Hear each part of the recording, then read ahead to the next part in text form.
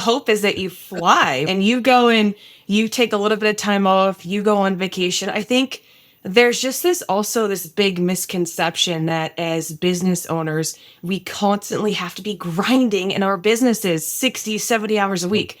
Listen, and I get it. You have to do it in the beginning. But I think ultimately why we become entrepreneurs is to get a little bit of that owner freedom.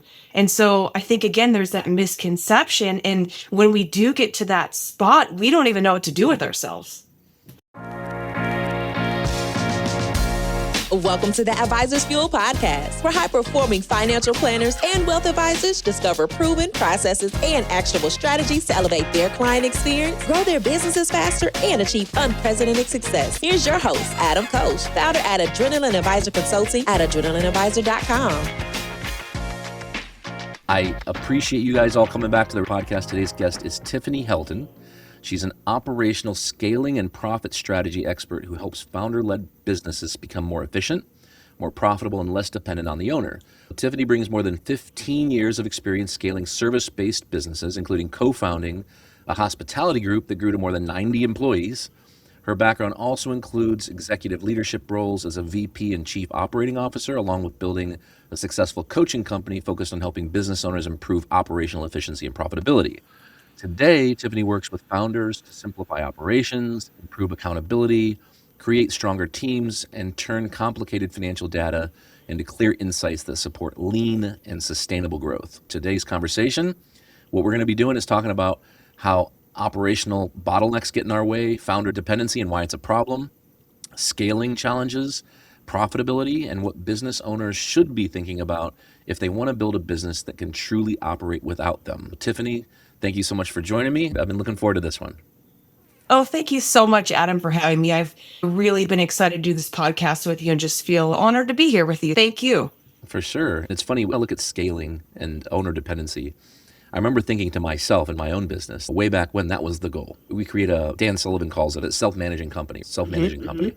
So basically a company that it operates without you necessarily needing to be there. Or as some people might ask, can you leave and go on a vacation off the grid for a month? What would happen to the company? And then I got there, and I want to talk about this first, because then I got there, and I got to be honest with you, for 3 weeks, I was not in a good headspace. I did not feel good at all. It was almost like you're supposed to feel all excited because you've reached the point where you've built this amazing team and everybody loves each other and you love them and they love you and things are working and you're growing and things are scaling and you're helping people and making a real impact in the world with clients, customers. But then all of a sudden it doesn't need you anymore and you start to feel kind of worthless. What do you think about that? The hope is that you fly and you go and you take a little bit of time off, you go on vacation. I think there's just this big misconception that as business owners, we constantly have to be grinding in our businesses 60, 70 hours a week. Listen, and I get it. You have to do it in the beginning. But I think ultimately why we become entrepreneurs is to get a little bit of that owner freedom. And so I think, again, there's that misconception. And when we do get to that spot, we don't even know what to do with ourselves. It reminds me of the book that my friend Justin Goodbread wrote called Your Baby's Ugly. And the whole book, have you seen this book? Your Baby's Ugly? I haven't. The whole book is about how when you actually look at your business from the outside, from a buyer's perspective, how it's not nearly even close to ready to sell, or in other words, a buyer wouldn't even want it in most cases because there's just so much wrong with it. And the analogy is that when you have a baby, it's you never think your baby's ugly, right? Your baby's the most beautiful thing in the world, and that's what most owners think about their businesses. There's nothing wrong with it until you actually start diving in and seeing all the problems that need to be fixed in order to make things better. But we can get back into that here, but let me back up. In the intro, your career path, pretty unique, right? Yeah. How did you get into operations in the first place and scaling businesses? How'd that even happen? It's interesting. In college, I worked in restaurants. Actually worked at a bar for, I think it was like 9 years. I worked at this bar when I was really young. Started when I was 18 and knew at a very early age, I wanted to run a business, right? I had a hard time working for somebody else and not being a leader. And just knew from then, how do I get out of this? How do I do my own thing? And how do I either help run somebody's company or own my own company? So started off in the hospitality industry. The path, super interesting. I am certainly the epitome of the American dream, right? Like I started bussing tables. I was a bouncer at 18 years old, soaking wet. I was probably 115 pounds, What but you're I saying was is a bouncer taking IDs. Yeah. do not mess with you, though, is what you're saying. Do Yeah. not mess with Do you. not mess with me. But what I learned from that job, like I said, I worked there for 9 years and made my way all the way from starting from the bottom to general manager.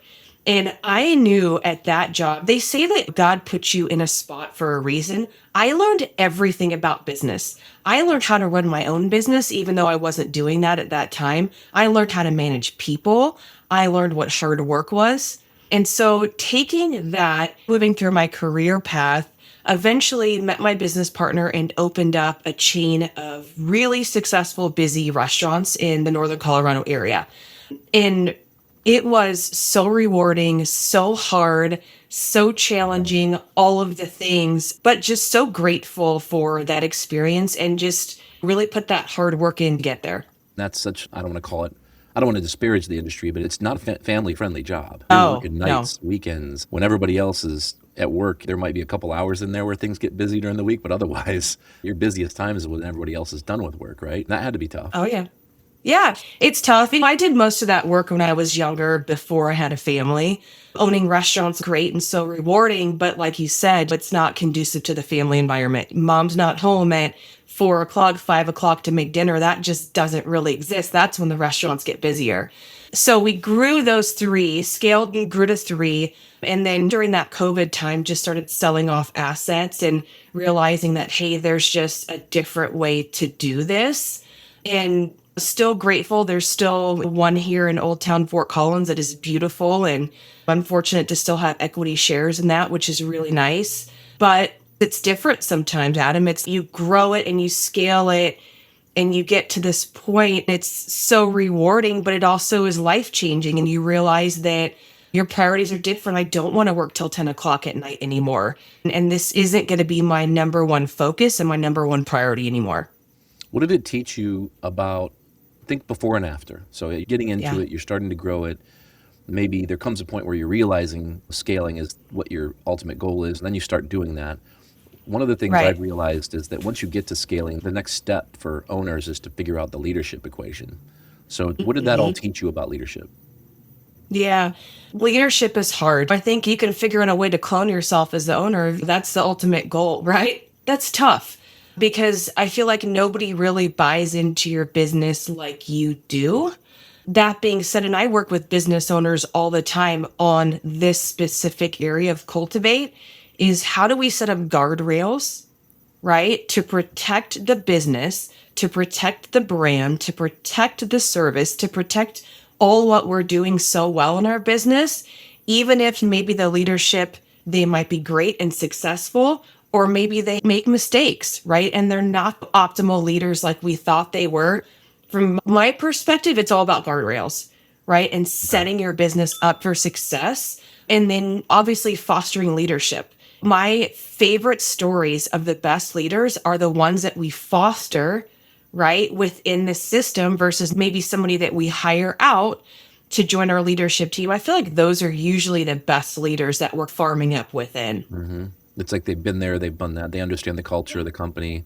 I heard this the other day, by the way, I keep repeating this over and over again.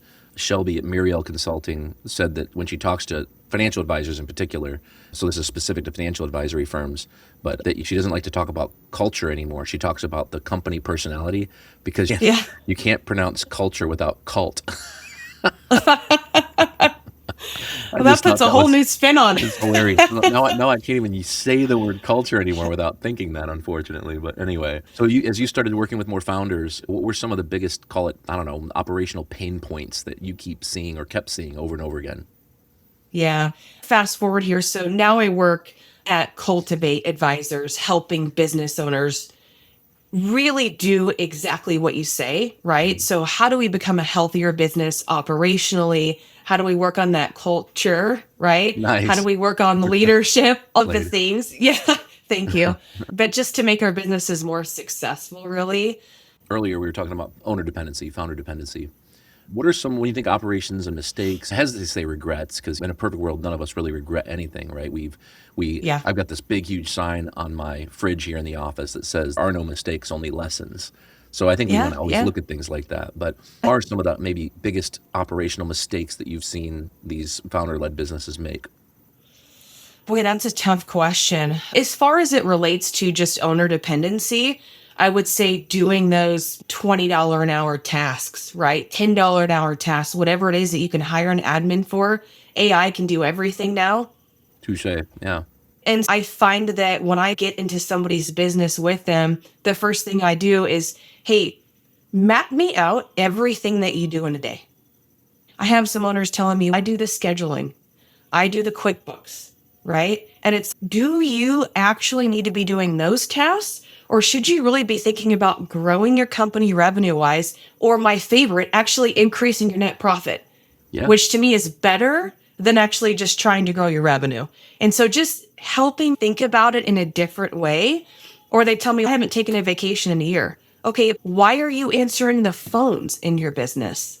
Okay, Right. let's pay somebody to do that so you can go take a vacation. Let's put some guardrails there. Yeah. How do we set people up for success while you're not there or you're not running that task or operation? A lot of times, though, no fault of their own, because I was the same way. You need somebody else to come in and look at your business in a different way, right? Yep. You've been in your business now for how many years and you get stuck in that tunnel vision. And a lot of times it takes one person to say, hey, have you tried it this way? Yeah. I think it's Have so you much thought like, about it? to me, like the analogy that I use, and this doesn't work for everybody, but I've got two, but they're about the same. I'm no artist. Like you would not want me to paint a picture for you, that's for sure. But it's if you paint something or draw something and you're creating something, sculpture, and you're trying to finish it up and you just can't seem to get creative enough, or your brain is so stuck at looking at that same thing every day, all day long. The one that is in my experience, like I have a music studio in my basement that I haven't used in forever, but I would start making a track and I would start with the bass line and then throw in the kick and the snare and I'd throw in strings and before like, what's it missing? What's it missing? But you can't get out of it because you're so stuck in song. I know obviously it's a whole lot smaller scale analogy than running a business, but I think my experience was growing up in this company, founding my company. It's almost like the first aha moment was to realize that I can't just push the throttle forward because eventually you're just out of gas. Like there's just no more throttle pushed. You need more who's instead of more how's. And that's so interesting because a lot of the companies that we see when we're doing our business transition and exit planning is exactly what you said. It's like they're doing their own QuickBooks, but worse. And it's no fault of their own because they've never been trained on QuickBooks, but their books look terrible. You can't even use them for anything. There's things that are missing. They're categorized wrong. They might even be missing certain deductions, like meals and entertainment include all kinds of stuff that are like in-office meals and seminar expenses or would be 100% deductible, and they're not now. But you talk a lot about founder dependency. What does it mean to you? If you were to list out like all the ways that you can think of off the top of your head, if somebody who's listening or watching this right now thinks, well, what does it mean? Like, how would I know if I'm dependent, like I'm a problem within my company? Yeah. And again, I want to set this up too, just really quickly, Adam, is everybody usually is in this spot, right? So if you're listening now and you're like, hey, I'm a business owner and this is just really ringing true to me, it's everybody, right? It's not just a few. Everybody gets to this spot. And I think the biggest question I ask is, can I remove you? If I remove you from your business, what's going to happen? Because here's the thing is if you go to sell, or you get acquired private equity, whatever situation it is, right? How do we remove you from this? Is your business successful if I remove you? I think if the answer is no, you have to set it up in a way where it is, right? And whether that's systems, leadership, right? Whatever it might be, it's got to withstand itself without you. It's not a healthy business if it's owner dependent. What if something happens to you? I'm sure that's just with your industry. Death, divorce, disability, anything can happen, right? We don't want to think about that, but anything can happen at any time. You go get in a car accident. You love your Harley, right? You love riding your Harley. Something happens to you. Who's going to take over your business? Have you even thought about it? You have to think about it. You really do. And then just setting yourself up that, okay, if something did happen to me, here's exactly how we would handle this situation and my team would be fine. Right? If you're going to sell your business, it's the same play, right? And so just thinking about it again, just from a different angle, it's just smarter. It may take a lot of work and it may take an investment to get there, but it's 100% worth it when you do. And I think owners, maybe they care so much about their staff, I think do. I think so many of them care so much about their customers. And honestly, I think a lot of them have thought about it, but it's like in the car on Yeah. the way home. It's when maybe a plane on the way to vacation or something like that, but they're just not doing anything about it. And it's because they're just so Yeah. busy. They're so busy doing Yeah. whatever they're doing. And again, pushing that throttle forward. And like you said, I totally agree. Everybody's in this spot. I think that's why statistics are so important to let owners know that every time I sit across from an owner for the first time and have this discussion, I always start by saying 80% of businesses don't sell. They dissolve. Yeah. And then you pause Yeah. for a second and they go, whoa, that's crazy. And then you say, when a business owner's net worth's in their company. And they look up, they always look up and reference their long-term memory and shake their head and go, yeah, it sounds like me. And then you share that 75% of the 20% that do sell are selling for less than market value. And that sucks. Like all those numbers are so awful. And it's why the things that you and I are talking about right now are so important, because there's not much that's been done in the past decade to fix this problem. And it's people are just kicking the can down the road. I'll sell later. And it's by the time something happens, it's one of those D's, right? Divorce, disability, disagreements with partners. One of those things happen. Yeah. Yeah. Would you say that there's I don't know, this is probably a tough question to answer, but would you say that there's, I don't know, like a point at which an owner could say that their company's too dependent on them personally? Is there a threshold, I guess, that exists? I don't know if necessarily there's a threshold that exists. Listen, as the owner, you need to be in your business, especially in the beginning, right? I think, like I said, there gets to a point where once you get your systems in place, once you get your leadership team in place, and you're working on the parts of your business that are growing your business or sustaining your business, where you're not a cog in that wheel, that's when things change for you. And that's when you can start to step out. And it's not even trying to start to step out to go vacation. We talk about that a lot, right? But again, it's thinking about your business in a different way and being a business owner versus being a manager of your business. Two completely different things. And Adam, I'm sure you've heard about enterprise value just in your industry. You can get a business valuation now, right? So Adam, you probably know, oh, my business is worth X amount right now. And it's just like you said, what is my business worth actually at its optimal sell price? Two different things, right? There's one way to get there. And it's by making sure that you have a good leadership team, that you're not owner dependent, your financials look good, right? That you have systems in place, all of those things, right? If we can figure out how to do your enterprise value increasing, going to get you that ultimate price when you go to sell, right? So owner dependency is a huge part of that, because as we all know, I'm not going to come and buy your business if it's totally dependent on you, because I don't have your experience or expertise in your industry to take your business over. There's no way I could do it. Yeah. And so I guess leads me to another question, which would be, if I'm a business owner, I am asking myself some of these questions, or hear some of the stories you and I are talking about, and maybe my company is a little bit too owner dependent. What am I risking financially, operationally? Yeah, I think it's everything. Everybody has to think about their exit strategy at some point. Right? Whether it's, unless you have a legacy business and you want to hand it down to your family. But even at that point, which I do have some of those, and even at that point, you've got to set your kids up, right? Like, you have to extrapolate yourself from the business. You are leaving yourself at risk, it being that owner dependent, regardless of if you sell it or not, right? And so, yeah, it does leave you just exposed in a way that's just, it's not smart, right? And again, a lot of businesses do it. But again, I would challenge business owners listening right now, look at your business in a different way. What if something happens to you? Try to extrapolate yourself a little bit now by putting guardrails in place. Let's be smart about it, where it's not going to hurt operations. It's not going to hurt the brand. It's not going to hurt the customer experience. Let's just set that up now. That way you're not exposed. Yeah. And then I love that you said that everybody has to think about exit strategy at some point. Because I'm pretty passionate about this. We're doing at our office is building the plan. So we meet an owner. We're building a business transition and exit plan, as we call it, because that is my segue. We call it BTEP, business transition and exit planning. And it takes 6 to 9 months typically to build the plan. When we're done, we've got 12 things, we call it pillars of things that we can change that will either increase the enterprise value or the multiple or both. And then we're not going to work on all 12 things. We're going to say, okay, going forward, now we're going to introduce you to a value advisor, a fractional CFO, or both. And they're going to be your personal trainer. They're going to take this diet and exercise plan, and they're going to take you to the gym. They're going to help you work out basically on your business and make these things happen. So we increase your multiple, increase your enterprise value. But our target client is people looking to sell in the next 3 to 5 years.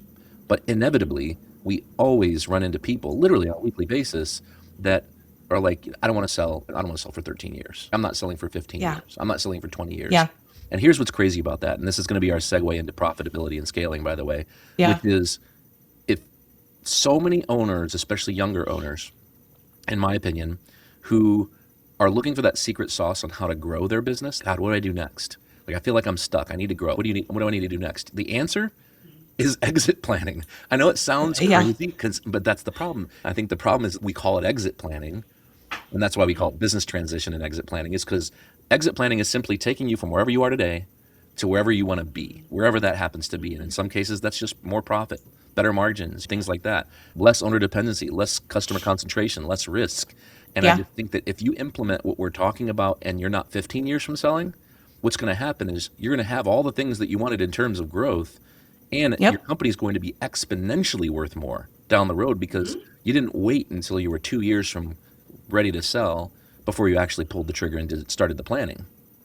Yeah, that all makes sense. Here's the thing is all of those things that you're working on, it's just like you said, even on the personal level, right? Let's say you don't even own a business, right? Even on the personal level, hey, I'm going to get everything in order for an exit, right? Again, you've set yourself up just better. It's the same thing for your business, right? All of that work that you're doing right now, it's going to naturally make your business more profitable. It's going to naturally help your business grow because you've shored up all your systems.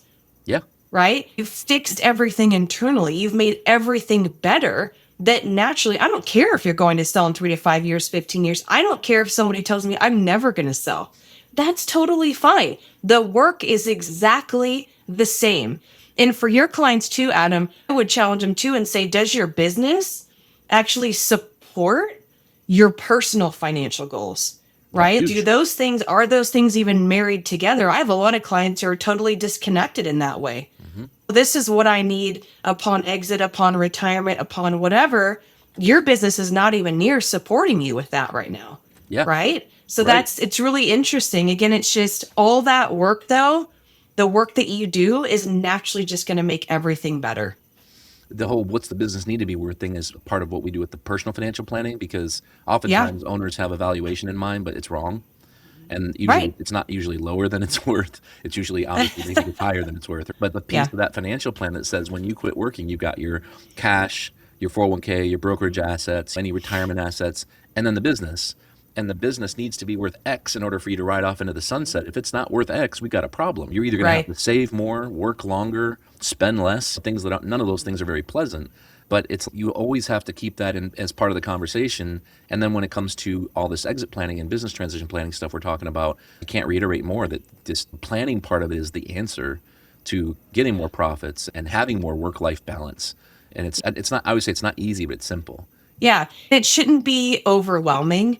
Right? Like a lot of this stuff is heavy for business owners, heavy for entrepreneurs. Oh my gosh, this is so much. Like, where do I even start? There can be like, it's like a little chihuahua when you dress them up and they sit there and they freeze up. They don't want to walk. They have their little boots and their hats on or whatever. People freeze up, get tense. And it's, why are you tense? Is it that you do your mindset and say, okay, yeah, there are things I need to work on. I haven't planned for my exit. Right? No, my business doesn't support my personal financials. Okay, we'll fix it. You know, you're an entrepreneur, you're smart, you're a leader, you're a business owner, right? You're a forward thinker. Let's get everything set up in the right way and let's be at the top of our game, not just surviving. That's not the spot to be in. The spot to be in is thriving. Exit planning is part of that. It's part of setting yourself up for success now and the future. 100%. Yeah. And again, that's I think perfect segue into the whole profitability discussion, because I know that's something you're big on.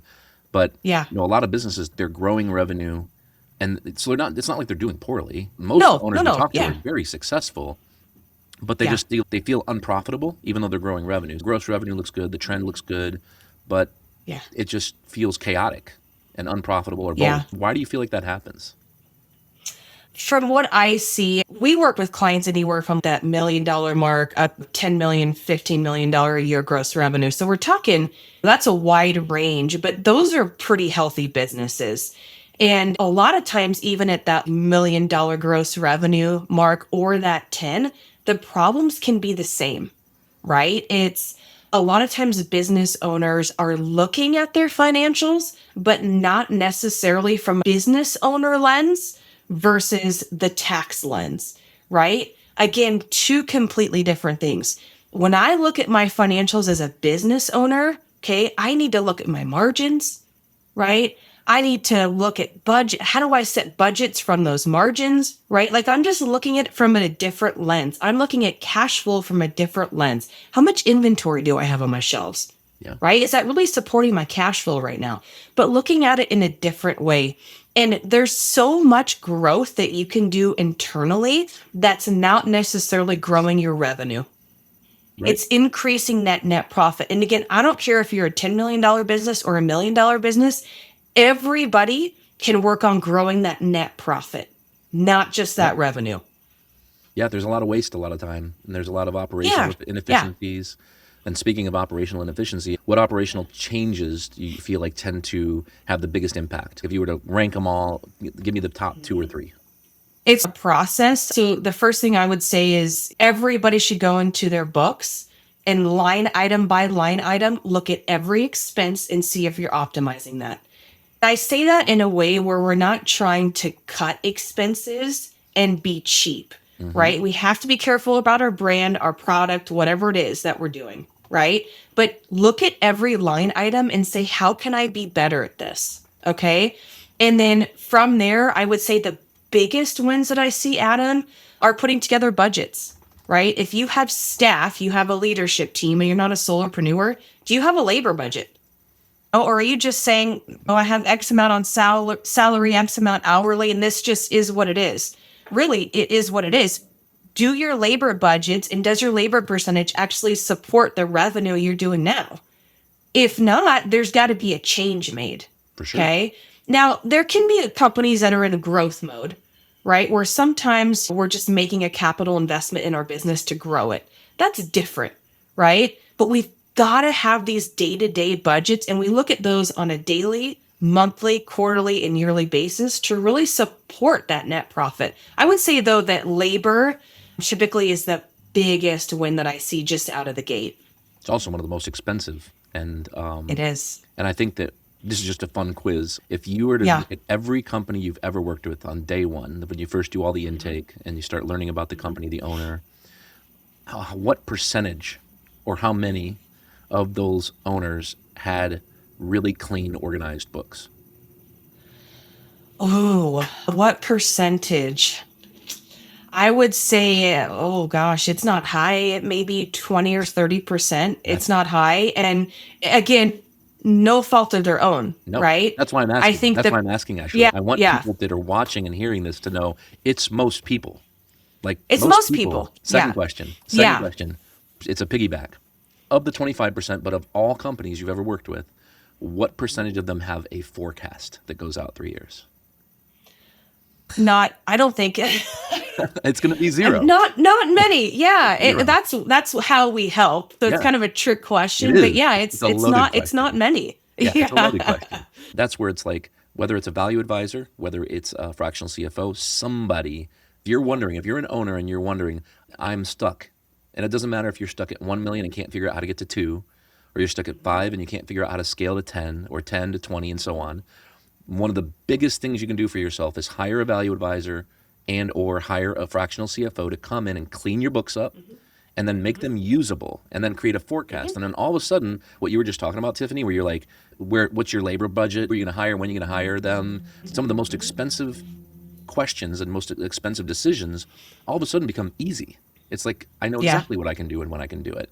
And it's so refreshing. You drive home from work and you feel different. But anyway, I digressed. I think it's just having a financial plan to support, if you're in growth mode, right, to support your growth. It's exactly what you said. It's, okay, what revenue point, right? So let's say I'm going from 1 to 2 million. When I get to that 2 million mark, How many more staff members, key leaders, whatever it is, am I going to need to support that revenue growth? Let's plan for that. Let's take the unknown out, right? Listen, what is my break-even point? And just let's have a plan, right? If you don't have a plan, whether it be an annual plan, a monthly plan, a daily plan, a quarterly plan, where are you going? And it was the same way in my business. And you either figure it out or you get help to do it. It's one of the two things. I'd rather get help. My entire career, I've been doing this 25 years. My entire career, I've become known amongst my closest peers in the industry that I'm the guy that goes and seeks out mentors, whether they want to help me or not, and I bother them until they help me. And then when I get that help, I try things, and then my friends wait to see what works, and then they try it. I become the guinea pig. It's so much easier to reach out and get help than it is to make the same mistakes. It's just to take longer. You're just At the end of the day, we can always make more money. We can't make more time. Yeah, it's not even mistakes. I feel like there can be a little bit of negativity around this. It's really also positive, right? I know my business is doing X and I want to get to the next level. How do I do it responsibly? Yeah. Be a good steward. It doesn't have to be negative. It's doing it the right way. Yeah. And it's going to make you happy and get you where you want to go. Yeah. I want to get back to something you talked about earlier, which kind of comes down to things like team accountability, leadership again. What's the difference, would you say, between just delegation, being a good delegator, and true operational leadership? Oh boy, that's tough. I would say delegating, right, is just giving things away. Okay, I know I don't want to be the scheduler in my business anymore. Okay, I know I don't want to be the person who's in receiving anymore. I know that I don't want to be doing my social media anymore. Okay, let's just delegate those tasks out. That's fine. There's nothing necessarily wrong with that, but how are you setting your team up, though, to make critical decisions, right? How are we setting our leaders up to really think like an owner? In the delegation space, like I just said, that's not really happening, right? It goes to what I said earlier, which is cloning yourself, right? Yeah. Good owners and leaders, right? They foster other good leaders. Okay. Yeah. I want my leaders to make decisions like I make. I want them to think how I think. Really, the only way to do that is to delegate, but having them critically think through problems, through growth, through financials, expose them to that. Yeah. Give them an opportunity to think like you. And a lot of times they will, right? But a lot of times we're scared, right? We're like, we don't want to pull a veil off of our financials with our leadership team. We're scared. Why are you scared? And they're scared. They need that permission and the authority to do those things so that you don't have to. They're terrified to do it until you give them that permission. Yeah. And let's teach them, right? Let's teach them and understand metrics. Let's understand what good service is. Let's have discussions on maybe product-based business, right? Is my product the best product out there? Let's have discussions with our leaders, okay? If not, you tell me how we can do a better job. You tell me what's best, and let's collaborate. Let's not just delegate, let's collaborate, and let's foster good leaders in our company. Yeah. And why do you think, I'm curious, just from a behavioral standpoint, we'll call it, why do you feel like so many owners struggle to let go of control and delegate? I think a lot of it's, this is my baby. Yep. Back to the baby again. Back to the baby again. I'm afraid to let my baby go, or there's going to be a mistake. There's going to be a problem. But I would challenge you, if you're thinking that way, and say, what didn't we set up, whether it be systems or people, that were nervous, right? Let's put those guardrails in place and then let them fly. You have to. They're going to make mistakes, whether it be your leadership team, whoever. They're going to make mistakes. Yeah. We have to understand that and then critically think and work through those things. I think that one of the things you said earlier was so important. In fact, I think it was one of the best ways we as business advisory professionals can help owners and founders get better at delegating, becoming true leaders, and scaling their companies is when you mentioned what they're spending their time on. Yeah. There's this slide I have that when I get on stage and I do a presentation, it talks about like how much you want, backing into it. I trick everybody. I trick the crowd by saying, well, how much do you want to make? And it's, let's just say you want to net $480,000 a year, the net take home. You got to divide that by 60%, right? To get gross number, that's 1,000 gross. If we take that 52 weeks by 4 days a week, that's 208 days. If we take that 208 days and we subtract 20 holidays, we're down to 188 days. Let's just say we take 35 vacation days. And that includes going someplace, staying at home, staycations. We're down to 153 days. And let's just say we're business owners. We don't work 8-hour days. We work 10-hour days. So 153 days times 10 hours a day is 1,530 days. $800,000 gross per year divided by 1,580 hours a year is $523 an hour. Going back to what you said earlier, when you answer the phone and when you manage your schedule and schedule an appointment on your own, when anything you're doing, when you write what you do all day, is the question, is it $523 an hour work or not? Yeah. It's funny you've dialed it down to that. And that's so smart, Adam. It's so smart because, again, helping business owners think of it in that way, it's just different. That's right. And I've got a wonderful client who I'm working with right now, and we're doing that exact task. It's you write down everything you're doing in a day. Yeah. And you tell me in this whole list, what do you actually need to be doing? And what can you actually get off your plate and have a leader do who's totally capable of doing? You have a great leadership team. They're totally capable of doing a lot of this stuff. And what do you actually need to keep and preserve right now? Yeah. Okay, because that really does matter to the core of the business. There's going to be stuff, but let's get that off of your plate. Let's not be scared to do it. Let's put guardrails around it. And like you said, let's think about this on an hourly wage basis, right? Is it netting you the $500 an hour? If it's not, get it off. Get it out of here. Well, just to change gears and flip the script around, I'm going to turn the tables around here real quick. When you think from a buyer's perspective, so think about now you're the buyer, right? What are buyers or even investors, private equity firms, strategic buyers, what are they looking for, you think, operationally when they're looking at a company, when they're evaluating whether or not to buy a company? Yeah, that's a really good question. It depends on your industry. Obviously, that net profit's going to be extremely important. Your gross revenue is going to be important. Your systems are important. If you have monthly recurring revenue, that is a huge enticing factor. Maybe you have an HVAC company and you have recurring memberships, monthly memberships that you have X amount of revenue coming in every month. A lot of that's pretty attractive to buyers. But again, it's just a healthy, financially healthy company that has good margins, that's operationally well run, that typically somebody can plug and play, right? Either it's their team or themselves as the owner, or they can take it and scale it too. So I think either of those really is the best situation. That all makes sense. And let's because I just realized we've been talking for quite a while here. This has been too much fun apparently, but let's wrap up here with one more question. A business owner wants more freedom, and they want more freedom, flexibility, work-life balance over the next few years. And they're listening to this going, man, where do I start? Where do they start? In your opinion, what's the first thing they should do?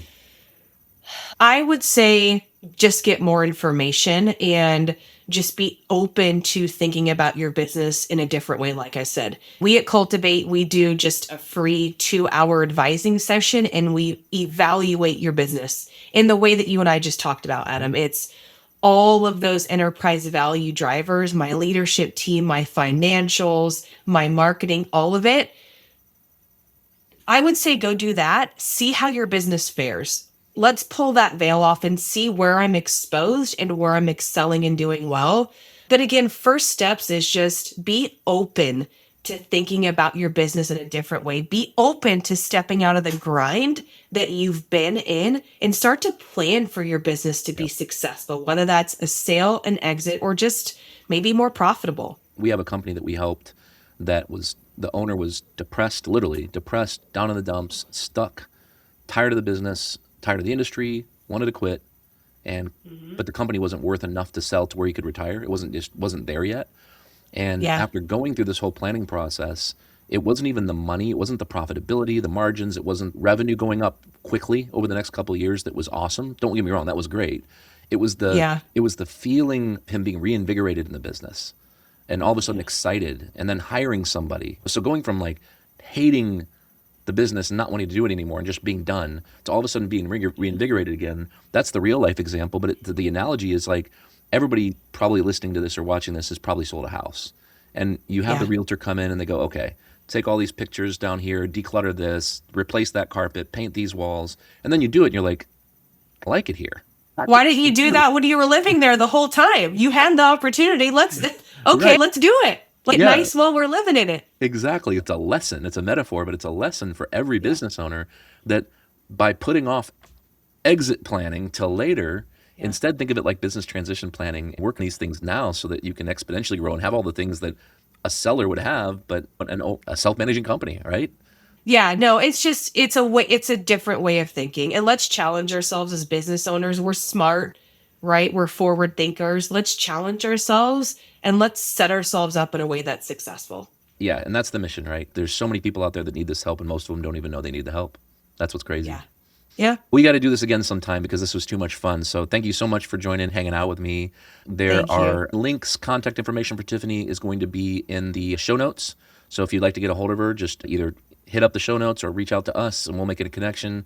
And as I always say, there's, God, these days, thousands of podcasts out there, and you chose to give ours a listen or a watch today. So thank you so much for listening or watching in, and we'll see you next time.